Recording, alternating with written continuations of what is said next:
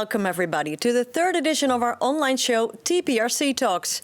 My name is Aniek van Damme and together with me are two guests here in the studio, very excited to share their experience with you. Live from the lab in Enschede, we invite you along into the world of the Thermoplastic Composites Research Center. And today we'll talk about the welding of thermoplastic composites, a hot topic. So let's move to the guests here in the studio. Let me introduce you to Wouter Grauve, Assistant Professor at the University of Twente. Welcome, Wouter. Thank you, thank you. Happy to be here. Hello. You work at the University of Twente. What is the link to the TPRC? Well, to be frank, I feel quite at home at TPRC because I worked here for 6 years before I moved to the university. And when I started here, the lab was still empty. And when I look around now, it's completely filled. So I was really happy and really encouraging to see the growth the center has experienced over the last years. And in my current role as a university assistant professor, I supervise PhD students and master students. Very nice. Erik Kramer, Senior Research and Business Developer at the TPRC. Welcome. Thank you. Looking forward to another exciting episode about thermoplastic composites. Nice. And how are you related to the TPRC? Well, I've been involved with the TPRC for about 5.5 years now. And the past 4 years I've worked on my PhD, which was related to defects in thermoplastic composite processing. And since the beginning of this year, I'm a senior researcher, and now I'm also working on business development. Great. Welcome. Nice to have you here. Thanks. Well, in our previous episodes, we talked about the future of thermoplastic composites and how stamp forming contributes the increase of manufacturing of bigger aircraft. And you can rewatch the complete shows on the TPRC's YouTube channel.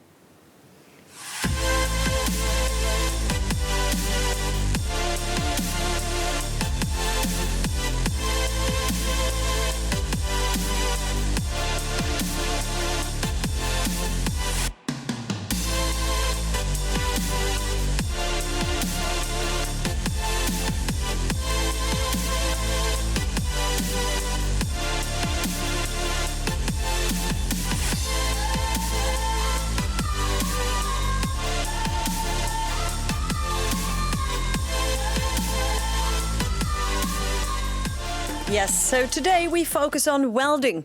Let me introduce you this TPRC talent, Yannick Busser, PhD student. He's on the floor and he'll gonna explain to us what these machines are for. Thank you for the introduction. With these machines we can weld thermoplastic composites via local heating of the material. Thank you, Yannick, and we'll hear more from you later on in this show. Well, first we have a question for you. We want to know whether you are a welding rookie or an advanced professional. So we invite you to fill in this poll, and then we will know who is looking at this show. That would be great. Wouter, what do you think? Well, I believe our audience is quite competent, so I expect a lot of experts in this particular case. Yeah? Do you share that? Yeah, I agree. Yeah, definitely. Hopefully not too expert, so people will still learn something today. Okay, well, we're very curious. How did you, when did you learn welding for the first time? Well, when I came into contact with thermoplastic composites, that's the first time I heard about weldability, and I didn't really know what it was at that time, or what the specific benefits were. But, well, experience it within the TPRC, you see that it's really a big topic, and it's really a good benefit. Nice. Well, in the meantime, I got the results. We have 60% of brand new welding. How do I say that? Welding rookies. Okay. That's excellent. Beginners, starters. So a lot to learn still. A lot to learn. 30% are advanced. No, let's see. What did we have? We had beginners, advanced, and Experts? Experts. Okay. Yes. So the big group is new to the subject. That's good. What do you say, Wouter? Yeah, I think it's very nice. So we've got some nice insight, I think, from you, to which this is very interesting for this particular group, I would say. Great.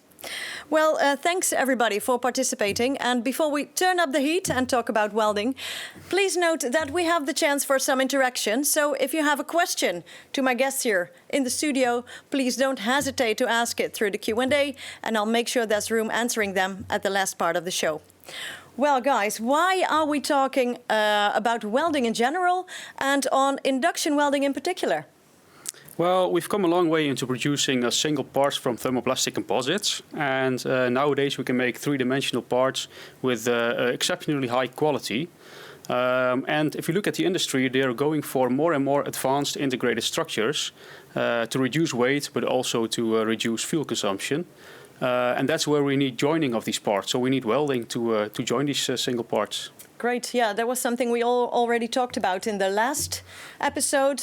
And now we're going to go deeper into this subject. Great, thanks. And we have some exciting news to share in this episode. Yes, indeed. Wouter, please enlighten us. Yes, indeed, Annick. So we've secured quite a big funding for a large program dedicated to welding or fusion bonding. So we will work together with a total of 15 researchers, 6 universities, 4 research centers, of which TPRC obviously is one.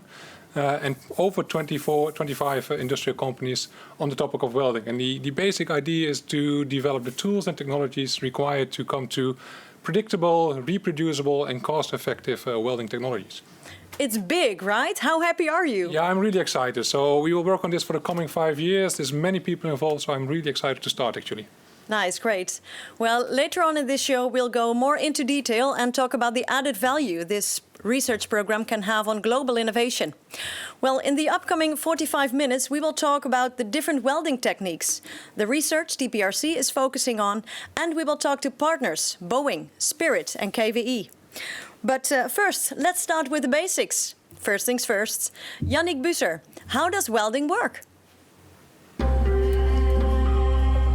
In our typical manufacturing process for thermoplastic composites, we take tape for manufacture as input material, where we cut it to size and we stack it.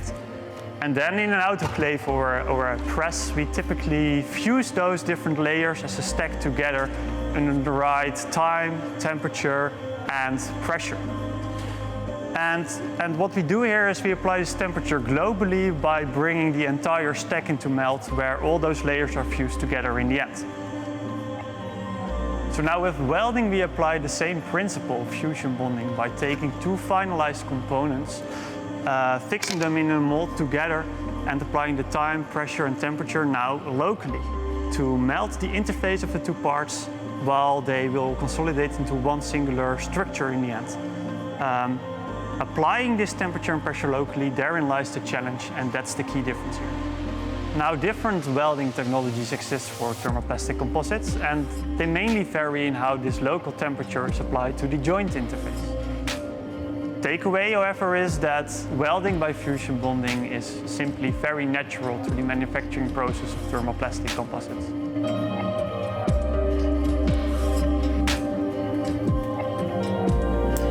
What are the advantages of welding over other assembly techniques, such as adhesive bonding and fastening? Well, if you look at these others too, for example, fastening, adhesive bonding, they are quite time-consuming and costly as a result of that. So for fastening, you need to drill holes, you need to apply the fasteners.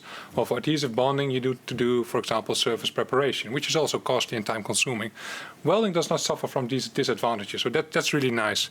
And in addition to that, if you weld a structure, you create a monolithic structure. So it's one material, which is really attractive, for example, in terms of certification, but also in recycling, for example. And does a successful welding technique also have advantages for the part itself and for the final structure? Yes, definitely. So we know that composite material gets its stiffness and strength from the continuity of the fibers. And if you look at conventional ways of joining parts with fasteners, for example, then you need to drill holes and then you cut the fibers. So you lose your stiffness and your strength. With welding, you don't have that disadvantage. And another advantage is you don't have to use any fasteners. So that means your part will be lighter. Do you have something to add to that? Yeah, but like I just said, I think this is important to stress here. If you look at sustainability, if you look ahead, we need to recycle our structures. And if you don't have to remove any fasteners, adhesive or primers, that's really an advantage in terms of recycling. So that's an added benefit, I would say. Yeah, I can understand. Well, let's time to talk a bit about the different welding techniques. But before we do that, what do we need for a good weld? So in essence, welding is really simple. Basically what you need, like Yannick also explained very nicely just a minute ago, we need heat, pressure and time. So basically when we want to weld structures, we need to put them together, apply pressure, heat the interface and then wait, simply wait. And there's different ways to do this. And all these different technologies which are available, they differ in the way heat is generated at the interface or pressure is applied. So what welding techniques do we know? Well, for instance, we have ultrasonic welding, and here we apply a high-frequency vibration to our material, so locally it gets heated at the interface. Well, this is a very fast process and typically very well suited for spot welding, for example. And it's a bit difficult to, well, because it's a discontinuous process. But our colleagues at the DLR and at the Technical University of Delft are working on making this process continuous. And you do that with a small hammer, right? Yeah, exactly. Yeah. But it makes an awful lot of noise, especially when you're young and you still have good hearing. But with good engineering, we can overcome this. Yeah. Okay, very good. Okay, that's the first one, hammer time. What about the second one? Second one could be, for example, resistance welding, where you use a metal mesh which you place in between the two parts you want to weld. And if you then apply a current to this mesh, it will simply heat up. So very much like an old-fashioned light bulb, for example. And you use this heat to soften the matrix or melt the matrix material and the interface and allow it to fuse it. So this is actually quite a mature technology. It's being used. And an additional advantage that you can use it for quite flexible shapes, for example, of welding area and welding sizes, which is really nice. The main disadvantage is that this mesh remains at the interface after manufacturing, and it's a bit unsure what this will do on the long-term performance. And in addition to that, it's also quite difficult to weld carbon fiber reinforced composite using this way, because carbon fibers themselves are electrical conductive. You say it's already been used. Is it flying? Yes, flying. So Airbus, we've got a small demonstrator here which I can show. So this is a leading edge of an Airbus aircraft manufactured by our colleagues from Fokker, and this is actually being manufactured using resistance welding. So it's actually flying as we speak. Well, great. Now we've covered ultrasonic welding, resistance welding. With the third one, we go a bit more in depth, as the TPRC is doing research on this one. It's called induction welding. Yes, well, you might actually have this technique at home, because you might know it from induction cooking. So a lot of people nowadays have an induction plate at home. And the heat is not generated in the plate itself, but it's generated with a coil. And this coil generates an alternating magnetic field. And this magnetic field gets absorbed by the pan. And this generates an electric current inside the pan, which will convert to heat. So the bottom of your pan is actually the heat source in this case. Yeah, so your pan doesn't get hot itself. Exactly. No, the plate doesn't get hot. True. Yeah. That's important. Great. So we had induction welding, resistance welding, ultrasonic welding. Let's switch from the kitchen to the lab. How does this work in a lab?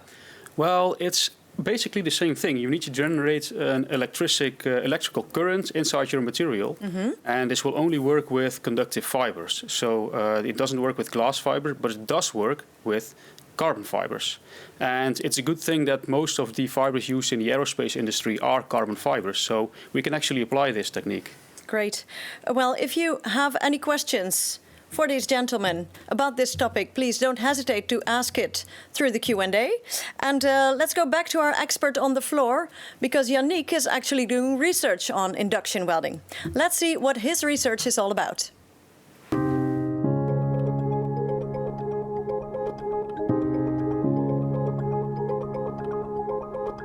I'm Yannick Busser. I've got a degree in mechanical engineering and I'm a PhD student at the TPRC.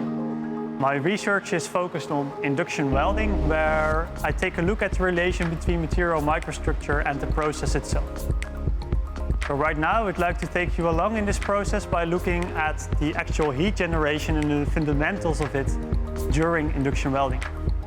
Okay, so let's explain how heat is generated in induction welding.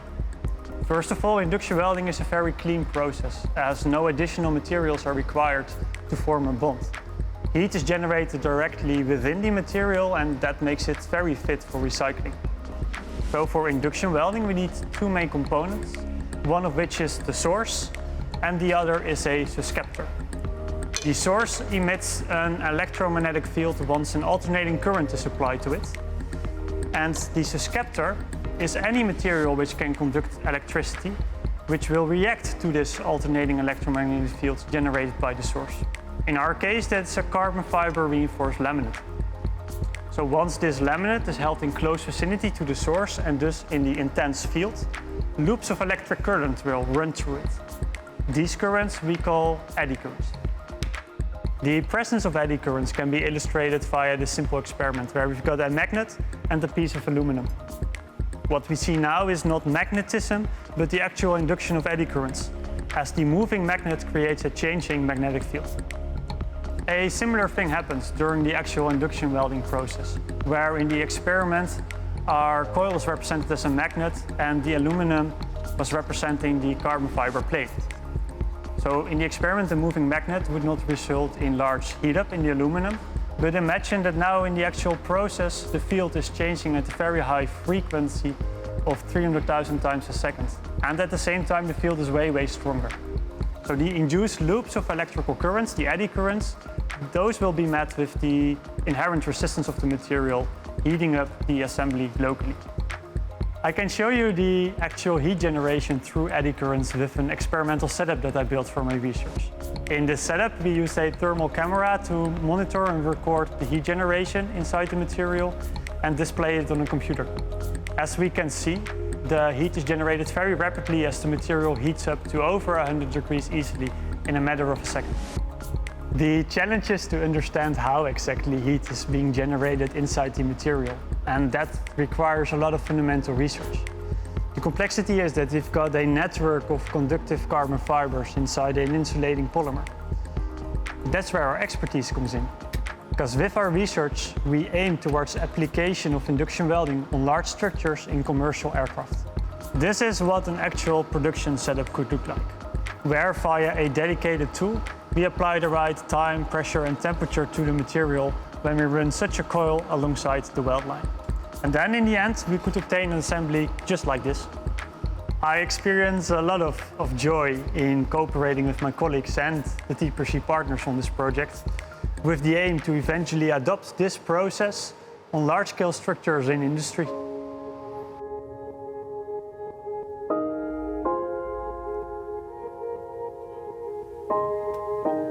Yes, like Yannick is pointing out in this video, we want the heat exactly at the right spot.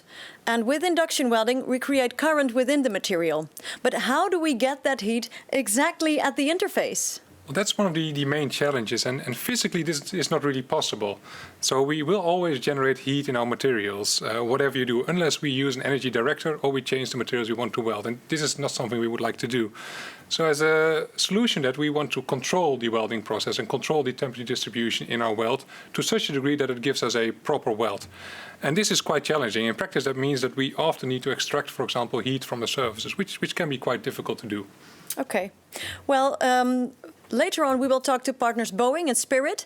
But first, I want to bring Maarten Bach in from KVE Composites to hear about their perspective and to hear what they think about induction welding. Hello, Maarten. Hello. Good to have you on the show. Welcome. Hello. Hello. Nice to meet you all. Hello. Can you briefly tell us a bit more about your organization and vision? Yes, of course. Well, KV is also a company based in the Netherlands. We are on the west side of the Netherlands, and we are a relatively small design and build company, focusing both on thermostat and thermoplastic applications.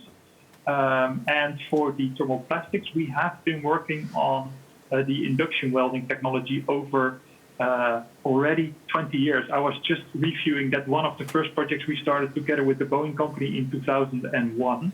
And we've come a long way. So the induction welding technology you see at the TPRC, it's actually the setup which has been developed by KVE, where one of the things is that we have technology patented, because the complexity is indeed that you have to get the heat exactly at the center of the joining of the two materials. And we use a heat sink material on the top, which is transparent for the magnetic field, and that cools the top surface, and that allows us to generate the heat exactly at the interface. So this technology has been developed over the years, and there were some projects where we were so, let's say, successful and in the end to display this technology that it was in 2007 seen by Fokker Aerostructures, and they have use this technology together with us to make a demonstrator, and after this, develop this into flying applications. So the technology is at this moment qualified in flying on business jets, so on the Gulfstream G650, where it is placed on the rudders and elevators of the aircraft, and also on an aircraft of Dassault. The Dassault F6X. So this is for us really some of the exciting things that I know that there are aircraft flying around using our technology. Nice. That must be a great feeling. Yeah. Well, I work now 1 year for KV, so I wasn't part of that team, but still I'm proud to be part of that company. And at this moment, one of your other questions was where are we? We're looking into the applications are using fabric material. And Yannick also indicated what he just showed, it was a fabric material. And with fabrics, it is relatively easy to generate eddy currents within one ply. But the trend in the aerospace is going into unidirectional material. And this allows for quicker automation of the processes. And so this is seen as, let's say, the next phase of aircraft manufacturing. But with UDs, you have all the fibers are in one direction, so it's more difficult to generate eddy current inside one ply. So that only happens when there's, let's say, an interface with a ply which is under another angle. And that makes it much more complicated. So we, at this moment, are looking into developing the technology to the level that it can also be applied using UD materials. And that's also where Yannick currently is focusing on. Nice. So looking into the heat flood mechanisms with UD materials. Great. Well, while you were telling this, I saw the gentleman here in the studio nodding. Do you feel the same as Maarten is sharing, the whole development where it's going to with the UD? Erik? Yes, definitely. We see that automation of processes, it's a trend, and it's becoming much more important nowadays. So this involves unidirectional material, and as Maarten says, it's a challenge to combine this with induction welding. Yeah.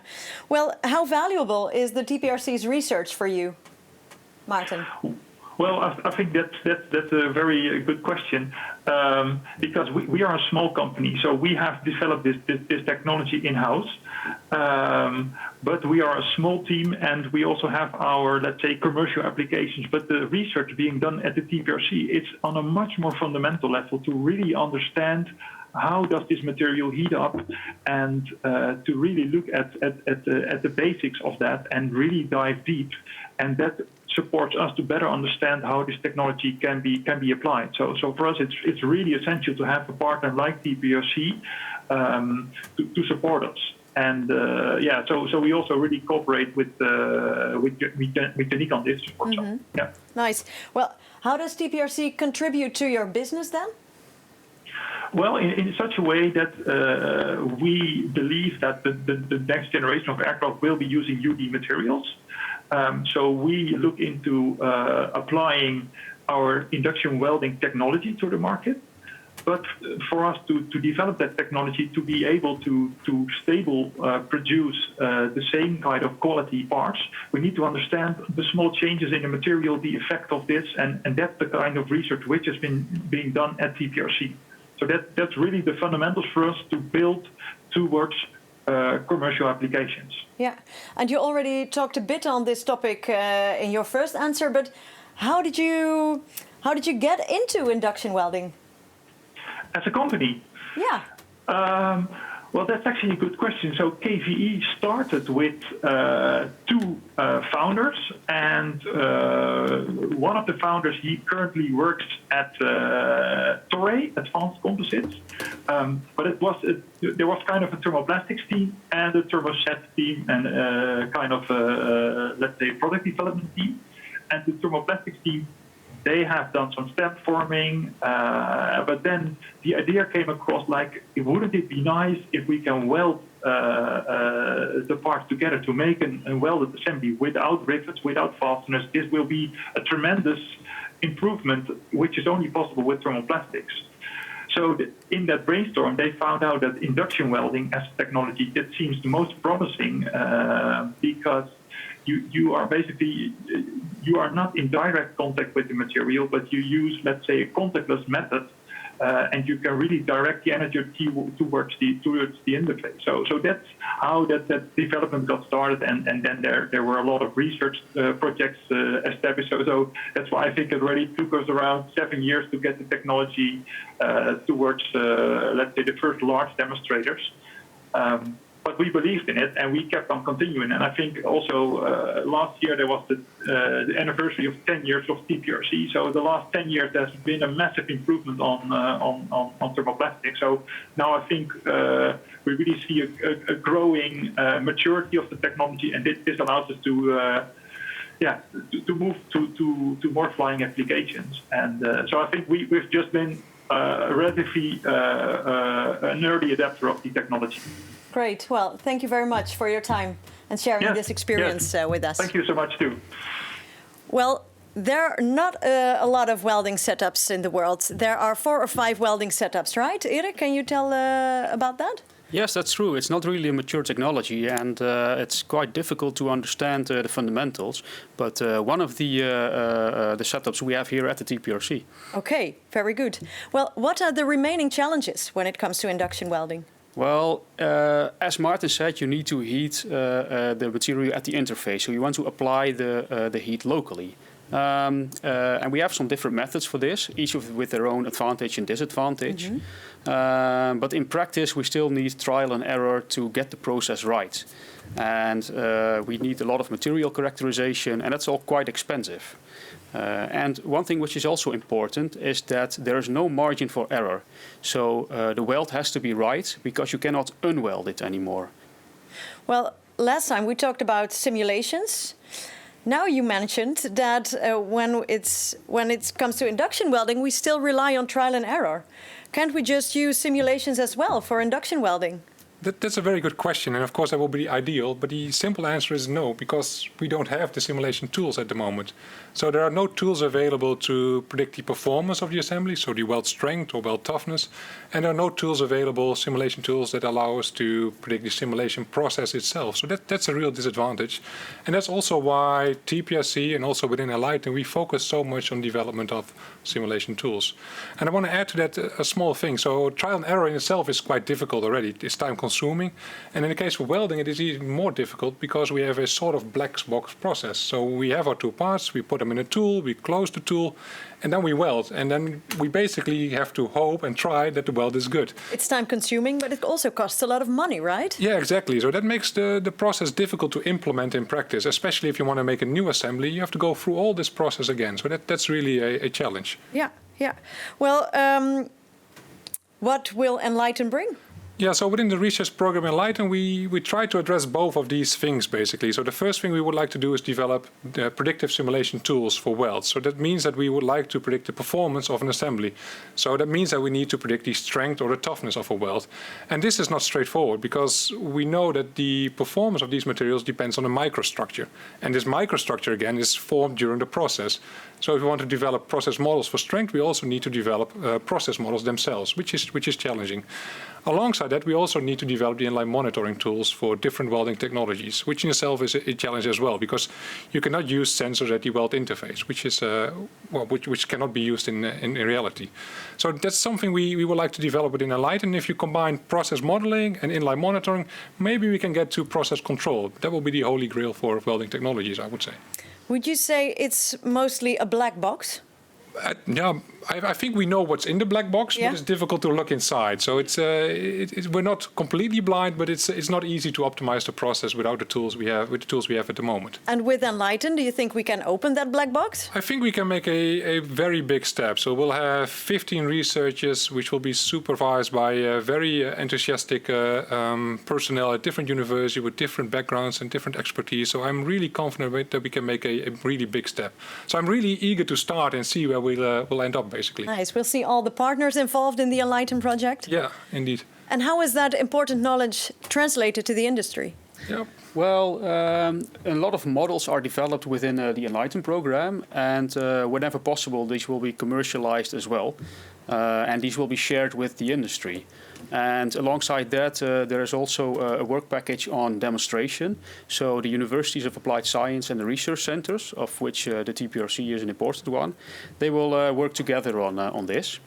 And also, they are looking at a lab scale to provide the infrastructure for pre-processing testing, which the industry can use. Okay, so the whole value chain will benefit from this program. Yes, exactly. Yeah. Great, great.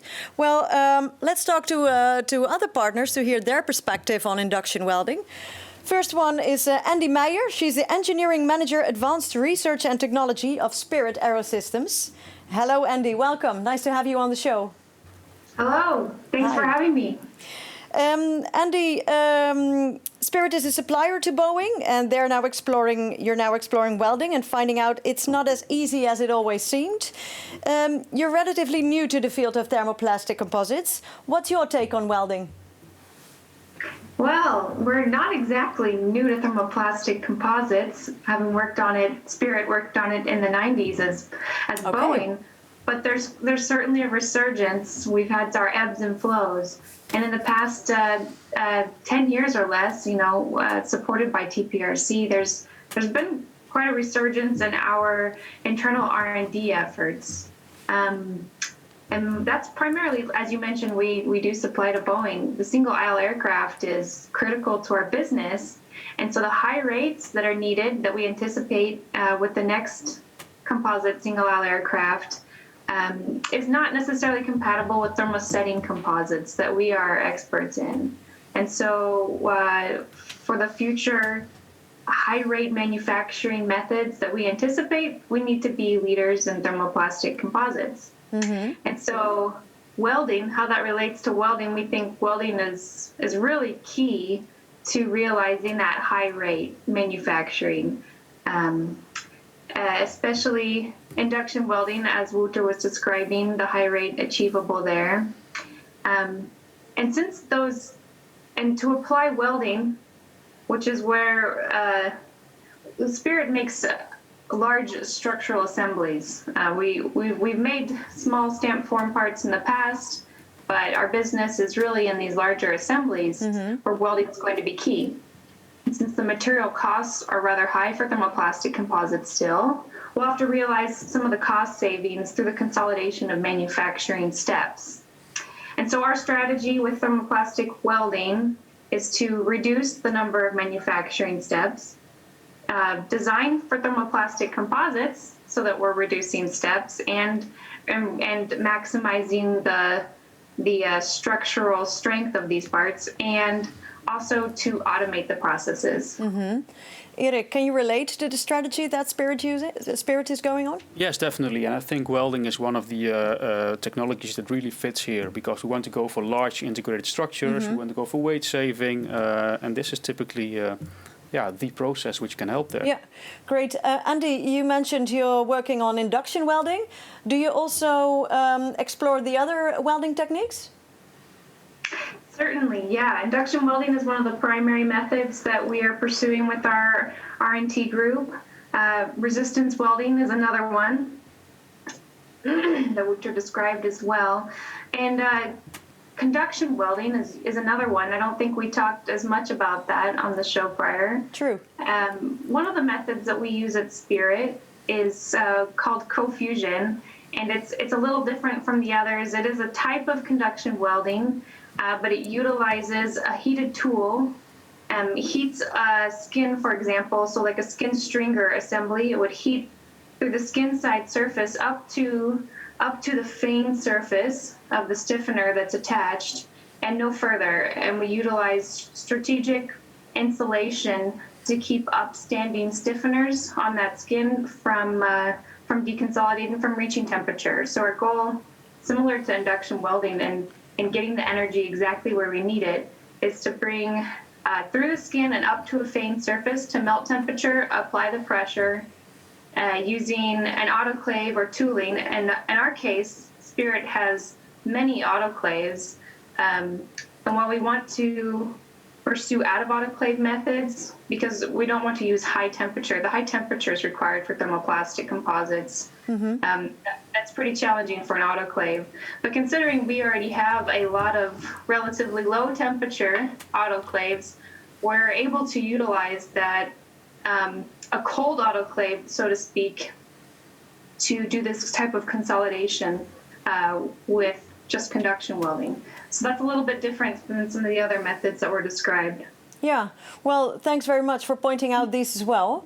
So, yeah, thank you very much for this contribution. Thank you. Thank you. Bye-bye. Erik, can you explain why we choose to focus on these 3 welding methods? Yeah, definitely. Because, as mentioned, we don't have to use an autoclave for these 3 processes, and that's a very good benefit. Because it's very expensive to use an autoclave, and that's something the industry would really not like to do. Yeah.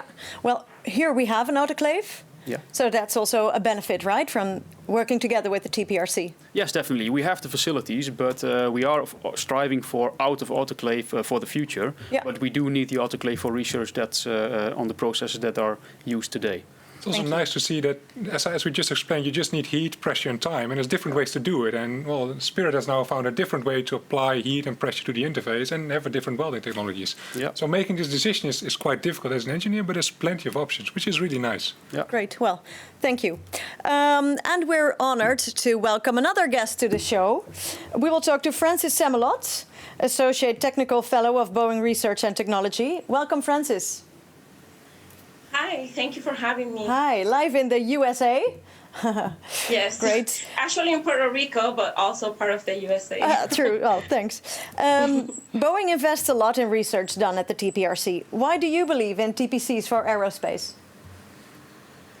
Yes, thermoplastic composites, as it has been mentioned in previous shows and in this show, they offer a lot of advantages in terms of reducing weight and cost because they're better suited for automation and having fast processes in implementation of them. And why is welding so important? Welding is so important because it's uniquely suited for this type of material. So the 3 elements have been mentioned, right? The pressure, the temperature, and time.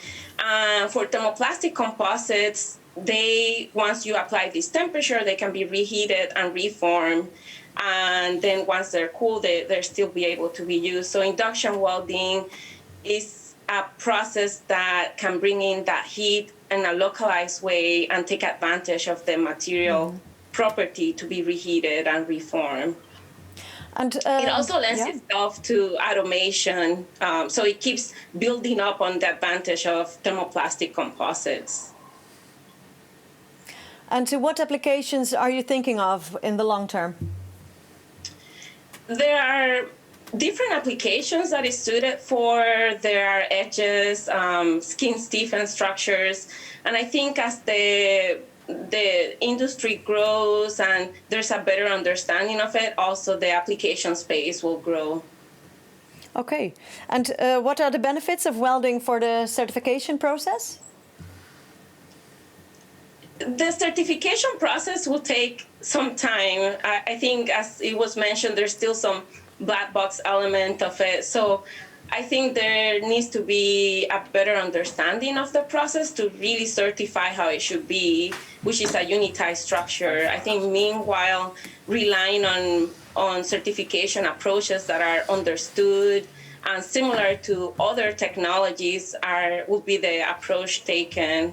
And then as the confidence grows, as we have a fundamental understanding of the process, then the certification will approach more as it should be, as a unitized structure in itself. Yes, so that will become a next step. Exactly, yeah. But first we need to reduce risk and have confidence in what we're doing, so then we approach it like things that we already know how to certify. So in the beginning, it might look more like an adhesive joint, but that is not the final step. We just need a starting point. Thanks. And you have been to the TPRC regularly. How do you like working here at the TPRC? It's great, yeah. I think there is nothing like being there hands-on being part of the research as it's being developed, there's a saying, a picture is worth 1,000 words. I think hands-on is worth 1,000 pictures. So working with an excellent team of researchers, and you get an understanding of the same language. And I'm not talking Dutch versus English, but the same technical language, because you face those same problems together, and then they can bring their fundamental understanding to the table, whereas partners like Boeing can bring that industry perspective to be part of the solution. Great. Well, thank you very much for sharing this story with us. Thank you. And goodbye. Thank you. Bye-bye. Well, Erik, what are the options for companies that want to work together with TPRC? Well, we have three main options. So the first one is to become a member of the consortium of TPRC. There you can define what research is being done, and you can also benefit from all the roadmap research that's being performed at the moment. And secondly, you can also do a bilateral project. So when you don't want to become a member, but you do want to do research, we can define a research project together, but we can also work on characterization of material or development of tools. And in the last place, we also provide training. We have an introduction course on thermoplastic composites, but we also do an advanced forming course. And at the moment, we're also working on a course for welding of thermoplastic composites. Okay, so it's quite a broad range. Yeah, exactly. Yeah. Great. Well, then whatever suits your needs or interests, I'd say. Yeah, definitely. Yeah. Very good. Well, you just finished your PhD. If somebody feels inspired about doing research here or working together here, what can they do? Well, they can just... What would you say to them? There's your camera. Well, they can just contact me or visit our website and contact us via the website. And we'll be happy to look at your ideas and share different perspectives. And maybe we can work together and have a nice collaboration. Nice. Thank you. Maybe if I can add to that quickly. Of course. So we'll be looking for like 5 to 6 PhDs engineers at TPRC for the coming future for the Enlightened program. So if there's any student who would like to do a PhD in the Netherlands, please contact Erik. Yeah. Very good. Well, thanks. Noted. Let's go to the questions, the Q&A. While we were talking to the partners, we had these questions here at the table. The first one is, oh, that's a nice one. Of course, all the questions are nice ones, but when do we board a fully recyclable TPC plane? I don't know, there's no name or anything beneath it, but it could come from all of us. Oh, that's a really good question. I'm not in a position to answer this, probably. We should probably contact Spirit or Boeing to answer this question. What we see is a lot of research on large structures in thermoplastic composites, so fuselages, wings. So people are thinking about these solutions. Big companies like Boeing and Spirit are working on these solutions. But for aircraft industry, it will take some time, of course, before we are at the stage that we can actually fly in a fully thermoplastic composite airplane. Yeah. I'm not sure whether Andy wants to comment on that. I see her in... Hi, Andy. Maybe you can say something about that. When do you have any idea? Can you say anything about when we will board a fully recyclable plane? Well, to be honest, it'll be a while. It is theoretically possible, but we're still moving from small parts to large integrated structures, and I think it will be a while, as Francis stated, with the certification efforts required to get to thermoplastic composite fuselage, for example. So we're going to start with, there is some primary structure already flying today, but we'll have to slowly build up in a stepwise fashion. We'll start with less primary structure, bulkheads, some are and some aren't. And then maybe someday, with our sustainability goals that we have in mind, maybe someday we will have a thermoplastic composite fuselage. But I think that's quite a ways out still. Yeah, there's a difference. We had a fully plane of TPCs and a fully recyclable plane. Two different things, of course. What do you think, Andy? Yeah. A fully recyclable plane? Fully recyclable. Well, that is very ambitious. That's me. More of the primary structure, because that's what we make in Spirit. But there are all of the systems components as well, and the batteries that we have on board. Okay. I hope that the processes that we use to manufacture these components become more sustainable. Okay, well, one bridge too far, fully recyclable, right? But when it comes to TPCs, you all are saying it might take a while. But if I say 20 years, is that a crazy thing to say? I don't think that's crazy with regards to building up larger primary structures. Wouter, do you want to add something? Still before my pension, I would be happy. I mean, so, Is it realistic, you think? difficult to say. I mean, it will take some time, as Andy says. So Okay. let's work hard and see how Let's far we work get. hard. Very nice. Thanks for this in addition. The other question from Ranish Hariharan. What is the effect of laminate thickness in induction welding? Erik or Wouter, who wants to take this one? Well, the thicker the laminate, the more material you heat up. So it might become more difficult to extract the heat from the locations where you do not want it. So I think it would be easier to weld thinner laminates. But yeah, that's something we're figuring out. Okay, great. The next one is from Emil Manga. How much influence does fiber orientation have on weld when it comes to quality and strength, or does it have any? Probably it has. So that's something we want to look at within the Enlightened program. So I talked about this microstructure, and a part of this microstructure is basically fiber distribution and fiber orientation at the weld interface. And we know this has a role and an effect on the performance of the weld. So this is definitely something we need to look into as an industry and as a community in order to come to predictable weld performance. Do you think this will be covered in the Enlightened project? Yeah, it will. So we have got a work package in Enschede on that and in Delft as well. So it's something we will look at for sure. Great. Okay, so to be continued. And to add to this, we look at the different processes. I think the fiber direction is particularly important in the induction welding process, because there the heat is generated in the material. So the material itself influences the way the heat is generated. Just like Maarten Bach told us that we need these current going around. And that's something where the fiber direction also comes into play. Okay. The other question is from Sujit Ravikumar. How is the bond strength of the welded joints analyzed compared to the use of adhesives? Well, we do different types of mechanical testing to characterize the belt performance. So you can think about lab shear testing, which basically we've got a small sample here, which are two laminates which are welded together, and we pull it apart and test what the strength of the interface is. That's one way. We can also do fracture mechanics-based testing, so measure fracture toughness. So we look at different aspects basically when we characterize weld strength.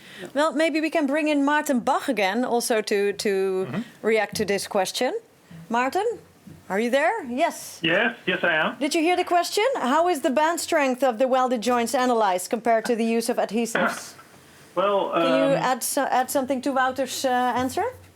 So what we typically do in the, let's say, the standard testing is indeed a single lab shear test. So then we test the shear strength of a blind, and another typical test is the L pull-off test. So you have a skin laminate and then an L profile welded on it, and then we test how strong it is to pull off the weld, and that's a different kind of failure mechanism which is being tested. So these are the type of, let's say, industry standards being used and being tested now, and that's done by indeed companies like Boeing, for example. They also use these kind of tests in the qualification process. Okay. Well, thanks for this addition. Yeah. Great. Well, I'm so happy that we have such a broad range of expertise on this show. It's great. Well, the last question is from Patricia Vasquez. Talking about repairs for an AOG, for example, which technique would be more suitable and easier to apply? Erik, Wouter, who wants to go first? Shall I? Yeah. So I mean, we've been looking, of course, into repair using welding technology because you can locally heat and fuse materials, but it's not straightforward. So if you heat these materials, they may also expand a bit, which really complicates the process. So I would say as a first step, let's try to get to proper welding technologies and then see whether we can develop repair technologies. And it's difficult to say which one of these technologies would then be the most suitable for repair. I'm not sure whether Maarten Bach is still online, because I do know that they are working on repair technologies using their technology. I bet Martin is still online. Maybe we can ask him. Oh, there he is. There he is. Well, Yeah, we have a he's great still there. technical team here. Yeah, repair is indeed also one of the topics we are looking into. We've done some research, especially with the fabrics, and there we've had successful results. And with UD laminates, we've done some initial testing. But with this regard, it's a topic we put on the let's say the technical roadmap for 1 or 2 years. So it's something we want to investigate, but first we need to fully understand those heat-up mechanisms to get the proper UD weld before we go into these repairs. So it's something we have, let's say, on the wish list, but at the moment we cannot fully focus on this application. Okay. Maybe we can have Francis Samelot. Yes, there you are, from Boeing. Maybe you have something to add to that from your point of view. When it comes, let me repeat the question. Oh, you? Okay, please continue. Yes, I was going to echo what has been said. I think viable repair techniques is something very important for the technology to mature, but I think we are still at the point where we're understanding the fundamentals and establishing the processes and how the different effect of defects are generated for these processes. And that comes first. And I think once that's established, then going deeper into repair techniques for these type of processes is what will naturally follow. Great. Thank you very much. So start with the basics, and in the future, it will all be cleared up, we hope. Yeah, We Right, work hard for guys? this, yes. yes, We work hard for this. Yes, great. Well, this concludes our very first or very third episode of TPRC Talks. And if you have other questions, please don't hesitate to send it to us, because these guys are very happy to answer them later on, right? Yep, yes. Sure. One-on-one. Yeah. Well, I hope you all feel inspired. I sure am. I'm very excited to start the Enlightened project and see what will come up in the next decade. The future is bright, or light, I would say. Well, fine. Erik, when it comes to induction welding, what would your vision for the future be? Well, we see that the industry is going towards large structures, so that's where we need these welding technologies for all the integration of the single parts.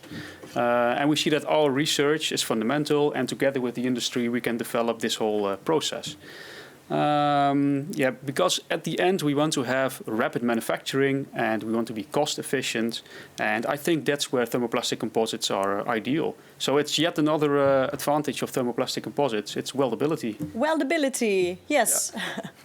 And Wouter, is there anything you would like to highlight from this show? What I really like is that we've got quite a number of participants, so that resonates really well with the image I have that the industry is growing. And what I also really like that everybody is very enthusiastic. I mean, everybody on the screen is enthusiastic. In the studios, everybody seems to be enthusiastic. So there seems to be a very positive vibe, which really is inspiring. And Well. I think the future indeed is pretty light, I would say. Nice. We're going to end with this positive vibe. I would like to thank you all for watching. And if you have any interest in further developing the benefits of thermoplastic composites, then we are fully at your disposal. I would like to thank my guests here in the studio, Wouter Grauve Thank you. and Erik Kramer. Thanks. And of course our partners who joined, Francis Samelot from Boeing, Andy Meyer from Spirit Aerosystems, and Maarten Brach from KVE Composites. Thank you very much, together with our bright mind, Yannick Busser, of course. Thank you all for watching, and we hope to see you on board at the TPRC.